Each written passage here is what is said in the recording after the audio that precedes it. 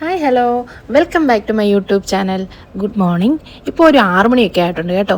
ഞാൻ ഇത്രയും നേരത്തെ എണീറ്റത് ഈ ഒരു വെള്ളം കുടിക്കാനാണ്. ഞാൻ ഡയറ്റ് സ്റ്റാർട്ട് ചെയ്തിട്ടുണ്ട്, അതുകൊണ്ട് കുടിക്കുന്നതാണ്. അപ്പോൾ ഇനി രാവിലത്തെ കാര്യങ്ങളൊക്കെ കഴിഞ്ഞിട്ട് എനിക്കൊരു സ്മൂത്തി ആയിരുന്നു ബ്രേക്ക്ഫാസ്റ്റ് ആയിട്ട് കഴിക്കാനുള്ളത് കേട്ടോ. അപ്പോൾ അതൊക്കെ ഉണ്ടാക്കണം.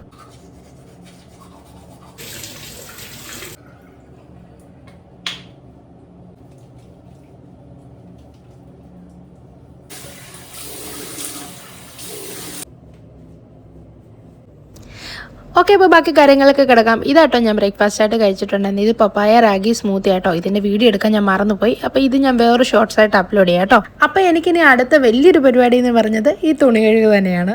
ശരിക്കും ഭയങ്കര മടിയുള്ളൊരു കാര്യമാണ് തുണി കഴുകുന്നത്. എങ്കിൽ കൂടെ കഴുകിയല്ലേ പറ്റും. ബാക്കി കുറച്ചുകൂടെ ഉണ്ട്, അത് അടുത്ത ട്രിപ്പിലിടാം കേട്ടോ. പണ്ടൊക്കെ കല്ലിൽ തുണി കഴുകുമ്പം സോപ്പിൻ്റെ ആ ഒരു അലർജി കൊണ്ട് എൻ്റെ കൈയൊക്കെ ചെറുതായിട്ട് മുറിയുമായിരുന്നു. ചില സമയം ചോര വരെ വന്ന സാഹചര്യങ്ങളുണ്ട്. എങ്കിലും തുണിയെല്ലാം നനച്ച് വിരിച്ചിട്ടിട്ട് ലാസ്റ്റിൽ മാറി നിന്നൊന്ന് നോക്കും. എന്തൊരു സംതൃപ്തിയാണെന്നോ അതിന്. കഴിഞ്ഞില്ലല്ലോ, തുണി ഉണങ്ങി കിട്ടുന്നൊരു സന്തോഷം കൂടെ ഉണ്ട് ബാക്കി. അങ്ങനെ തുണിയെല്ലാം നനച്ച് വിരിച്ച് ഉണക്കി കിട്ടുമ്പോൾ ഉള്ള സന്തോഷം, അതൊരു പ്രത്യേകതരം സന്തോഷം തന്നെയല്ലേ. ഇപ്പോൾ സാഹചര്യങ്ങളൊക്കെ മാറി, എല്ലാം മിഷൻസ് ഏറ്റെടുത്തു. എങ്കിലും ഈ ഓർമ്മകളൊന്നും പെട്ടെന്നൊന്നും മനസ്സിൽ നിന്ന് മാഞ്ഞു പോവില്ല. കഥ പറഞ്ഞിരുന്ന സമയം പോയതറിഞ്ഞില്ല. ഇനിയിപ്പോൾ ലഞ്ച് ഉണ്ടാക്കണം. ഇന്നെനിക്ക് ലഞ്ചായിട്ട് പറഞ്ഞേക്കുന്നത് ചെറുപയർ ദോശയാട്ടോ. ഞാൻ ആദ്യമായിട്ടാണ് ഇത് കഴിക്കുന്നത്, അതുകൊണ്ട് തന്നെ എനിക്ക് വലിയ പ്രതീക്ഷയൊന്നും ഉണ്ടായിരുന്നില്ല ടേസ്റ്റ് വൈസ്. എങ്കിലും തലേന്ന് തന്നെ ഞാനത് കുതിരാൻ വേണ്ടി വെള്ളത്തിലിട്ടിട്ടുണ്ടായിരുന്നു. ഇതിൽ നല്ല പൊടിയായിരുന്നു, അതുകൊണ്ടാണ് ഞാൻ ഈ 3-4 വട്ടമായിട്ട് കഴുകുന്നത്. അങ്ങനെ ഒരുവിധമെല്ലാം ഞാൻ കഴുകി വൃത്തിയാക്കി എടുത്തിട്ടുണ്ട്. ഉള്ളതിൽ ഏറ്റവും ചെറിയൊരു ജാറ് ഞാൻ എടുത്തിട്ടുണ്ട് അരയ്ക്കാനായിട്ട്. ഡയറ്റ് തുടങ്ങിയ ശേഷം എനിക്ക് ഏറ്റവും വലിയൊരു വെല്ലുവിളി ഒരാൾക്ക് വേണ്ടി കുക്ക് ചെയ്യുക എന്നുള്ളത്. അതിൻ്റെ അളവും എനിക്കറിയില്ല, എത്രത്തോളം കുതിരാനിടണമെന്നും എനിക്കറിയില്ല. അതാണ് ഏറ്റവും വലിയൊരു പ്രശ്നം. അതുകൊണ്ട് ബാക്കി ഒരുപാട് വരികയും ചെയ്യും. 2 ദോശ മാത്രമേ എനിക്ക് കഴിക്കാൻ പറ്റൂ. ഇന്നുണ്ടാക്കുന്നതല്ല, നാളെ കഴിക്കുന്നത്. അതുകൊണ്ട് ബാക്കി വന്നാൽ അതെനിക്കൊരു നല്ല പണി തന്നെയാണ്. ഇതിൻ്റെ ഇടയ്ക്ക് പയർ ഞാൻ നല്ല ഫൈനായിട്ട് അരച്ചെടുത്തിട്ടുണ്ട്. അതിൽ കുറച്ച് വെള്ളമോടെ ചേർത്ത് മിക്സ് ചെയ്യണം.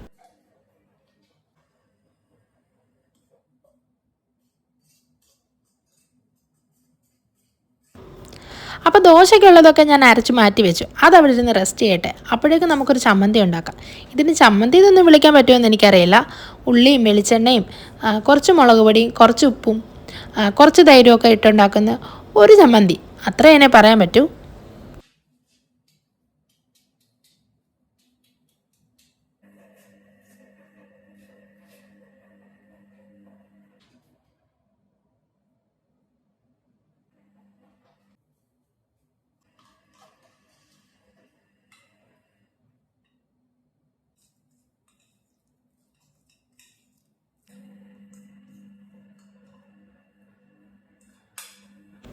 അപ്പം നമ്മുടെ ചമ്മന്തി റെഡി ആയിട്ടുണ്ട്. ഇതിനെ ചമ്മന്തി എന്ന് വിളിക്കാൻ പറ്റുമോ നിങ്ങൾ തന്നെ പറയൂ. എൻ്റെ ഡയറ്റ് ചാർട്ടിൽ ഉണ്ടായിരുന്ന ഒരു സ്പെഷ്യൽ ഐറ്റം തന്നെയായിരുന്നു ഈ ഹിമാലയൻ പിങ്ക് സോൾട്ട്. ഇനി ഞാൻ ദോശ ഉണ്ടാക്കാൻ പോവാം. എന്തായി തീരുമോ എന്തോ. ഒട്ടിപ്പിടിക്കുമെന്നായിരുന്നു എൻ്റെ ആകെയുള്ളൊരു പേടി. റാഗി ദോശ കൊത്തു ദോശയാക്കിയൊരു ചരിത്രം എനിക്കുണ്ടേ, ഞാൻ കാണിക്കാം. അപ്പോൾ ഇതാട്ടോ ഞാൻ പറഞ്ഞ റാഗി ദോശ. കാണാനൊരു ചന്തമൊന്നും ഇല്ലെങ്കിലും രുചിക്ക് ഒട്ടും കുറവില്ലായിരുന്നു. അപ്പോൾ ഇനി അറിയേണ്ടത് പയറുദോശയുടെ ഗതി എന്താവുമെന്നല്ലേ, നമുക്ക് നോക്കാം. അങ്ങനെ ഒട്ടിപ്പിടിക്കാതെ പരിഭവം പറയാതെ നടുക്കൂടെ കീറിപ്പോവാതെ എൻ്റെ പയറുദോശ എൻ്റെ സക്സസ്ഫുൾ ഫുഡിൻ്റെ ലിസ്റ്റിൽ കയറിപ്പറ്റിയിരിക്കുകയാണ്. ഇനി നമുക്കൊന്ന് സന്തോഷിക്കാം അല്ലേ.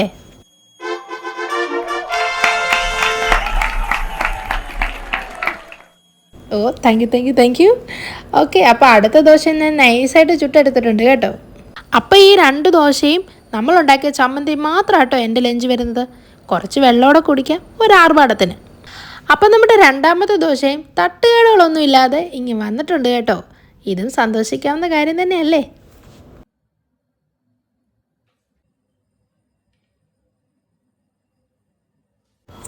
അങ്ങനെ ലഞ്ചെല്ലാം ഉണ്ടാക്കി കഴിഞ്ഞപ്പോഴത്തെ 10-11 മണിയൊക്കെ ആയിട്ടുണ്ട്. അപ്പോൾ അവിടെല്ലാം ഒന്ന് വൃത്തിയാക്കിയ ശേഷം സ്നാക്ക് എടുക്കാമെന്ന് വിചാരിച്ചു. സ്നാക്ക് ഞാൻ പൊതുവെ അങ്ങനെ കഴിക്കുന്നില്ല, എങ്കിലും ഇന്ന് എഗ്ഗ് ആയതുകൊണ്ട്. എഗ്ഗിൽ വൈറ്റ് മാത്രം 2 കഴിക്കാനാണ് പറഞ്ഞേക്കുന്നത്. അതുകൊണ്ട് വിഷമത്തോടുകൂടി ആ മഞ്ഞ ഞാനങ്ങ് കളഞ്ഞു. ഇടത്തീറ്റികളൊക്കെ കഴിഞ്ഞ ശേഷം ഒരു 1-1:30 ആയപ്പോൾ ഞാൻ ലഞ്ച് കഴിക്കാനായിട്ടിരുന്നു. കഴിക്കുന്നതിന് മുമ്പ് ഞാൻ ഫോട്ടോ എടുക്കും, കാരണം അവർക്ക് അയച്ചു കൊടുക്കണമല്ലോ. ബ്രേക്ക്ഫാസ്റ്റും ലഞ്ചും ഡിന്നറും എല്ലാം ഒന്നിച്ച് മെർജ് ചെയ്ത് ഈവനിങ് അവർക്ക് അയച്ചു കൊടുക്കണം.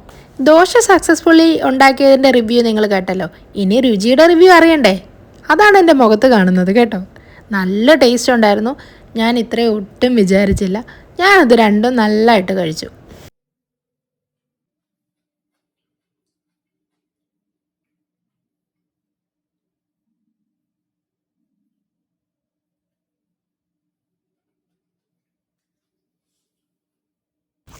ആദ്യത്തെ ട്രിപ്പ് തുണി നനഞ്ഞ് കിട്ടി. ഇനി രണ്ടാമത്തെ ട്രിപ്പ് ഇടാനുള്ള പരിപാടിയാണ് കേട്ടോ.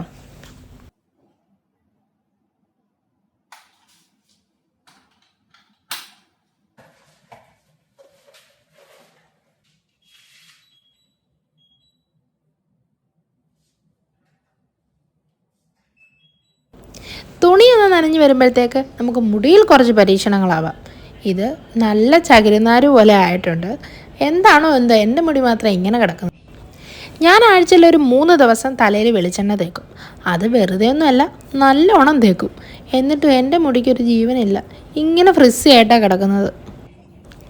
നാട്ടിലുള്ളപ്പോൾ എൻ്റെ മുടിയിൽ തേക്കാത്ത ഒരിലകളും ഞങ്ങളുടെ പറമ്പിലില്ലായിരുന്നു. എല്ലാം അരച്ച് തലയിൽ തേക്കും. അതിൻ്റെ ഗുണങ്ങളന്ന് ഉണ്ടായിരുന്നു താനും. ഇവിടെ വന്ന ശേഷം എല്ലാം പോയി.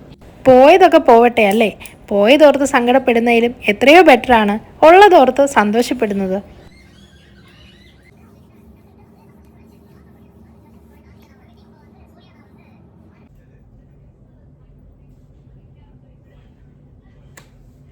അങ്ങനെ മുഖത്തെയും തലയിലെയും വെളിച്ചെണ്ണ തേപ്പൊക്കെ സക്സസ്ഫുള്ളി കംപ്ലീറ്റ് ചെയ്തു കേട്ടോ. അപ്പോഴത്തേക്ക് നമ്മുടെ തുണിയൊക്കെ ഉണങ്ങി കിട്ടിയിട്ടുണ്ട്. അതെടുത്തൊന്ന് വിരിച്ചേക്കാം.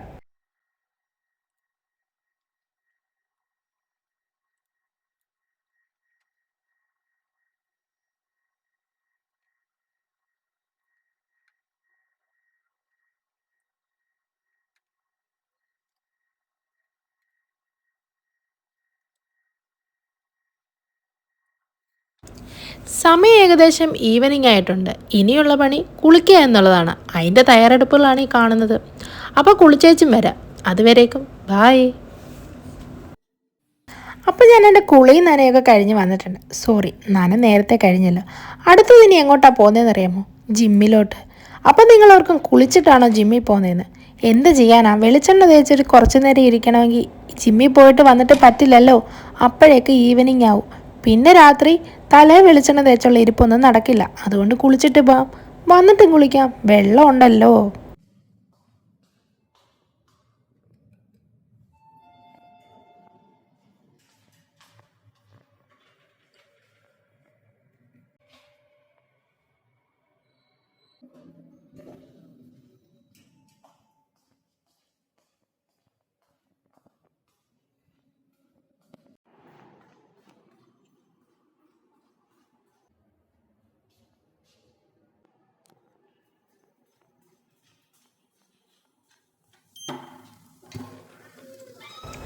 അപ്പോൾ നമ്മുടെ കീ ആക്സസ് ചെയ്ത് നമുക്ക് ജിമ്മിനുള്ളിലേക്ക് കയറാം.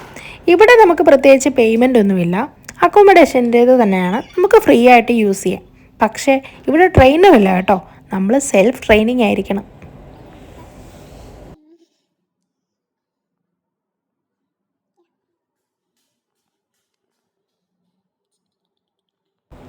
ജിമ്മിൻ്റെ ABCD അറിയില്ലാത്തതുകൊണ്ട് ഞാൻ അധികം ഒന്നും യൂസ് ചെയ്യാറില്ല. പിന്നെ ഇതിൽ കയറി കുറച്ച് ഓടും, പിന്നെ നടക്കും. ഇതൊക്കെ തന്നെ എൻ്റെ ട്രെയിനിങ്.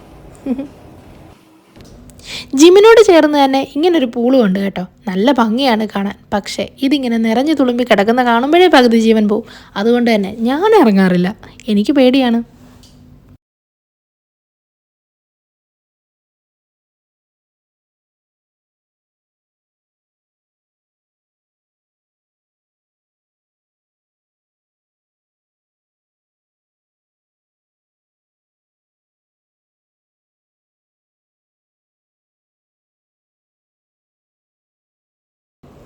ഞാൻ ഈ ചൂണ്ടിക്കാണിക്കുന്നത് കേട്ടോ ജിമ്മിൻ്റെ ഒരു ഭാഗത്ത് നിന്നാൽ ബുർജ് ഖലീഫയൊക്കെ നല്ല രീതിക്ക് കാണാൻ പറ്റും. പക്ഷേ നല്ല വെയിലായിരുന്നു അവിടെ സമയത്ത്. അതുകൊണ്ട് തന്നെ ഞാൻ പെട്ടെന്ന് ചാടിയകത്ത് കയറി. ജിമ്മിൽ വെച്ചെടുത്ത കുറച്ച് പിക്ചേഴ്സ് ഞാനിതിൽ ഇൻക്ലൂഡ് ചെയ്യുന്നുണ്ട് കേട്ടോ. ചുമ്മാ ഒരു രസം. തിരിച്ചെത്തിയ ശേഷം ഉടനെ ഞാൻ കിച്ചണിൽ കയറി കേട്ടോ. ഡിന്നറിനെയൊക്കെ പുള്ളിക്ക് എന്തെങ്കിലും ഉണ്ടാക്കണ്ടേ, ഒരു തോരനെങ്കിലും. അപ്പോൾ അതിനുള്ള പരിപാടിയിലാണ് ഞാൻ. എനിക്കിത് കഴിക്കാൻ പറ്റില്ല. പുള്ളിക്ക് വേണ്ടി ഉണ്ടാക്കുന്നതാണ് കേട്ടോ. ഹസ്ബൻഡിനെ ചീരത്തോരൻ കുറേ ദിവസമായി ഞാൻ ഉണ്ടാക്കിയിട്ട്. ആ, ഇന്ന് കൊടുത്ത് നോക്കാം.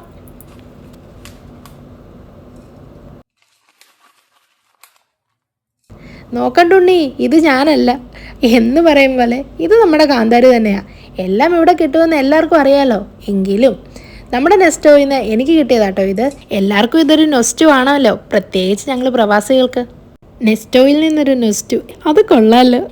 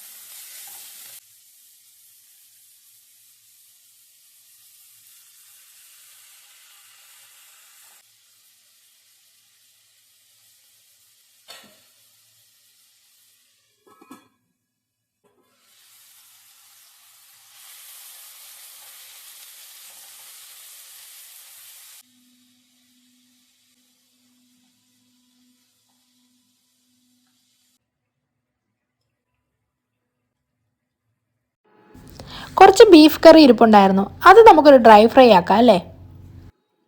അപ്പോൾ ഇന്നത്തെ കലാപരിപാടികൾ ഇത്രേ ഉണ്ടായിരുന്നുള്ളൂ. ഡിന്നറായിട്ട് ഞാൻ കഴിച്ചത് ഈ വെജ് ബൗളാണ്. ഇതിൽ ഈ ക്യാബേജ് ഒഴിച്ച് ബാക്കിയെല്ലാം ഞാൻ കഴിച്ചു. അപ്പോൾ മറ്റൊരു വീഡിയോ ആയിട്ട് വീണ്ടും കാണാം. Good night.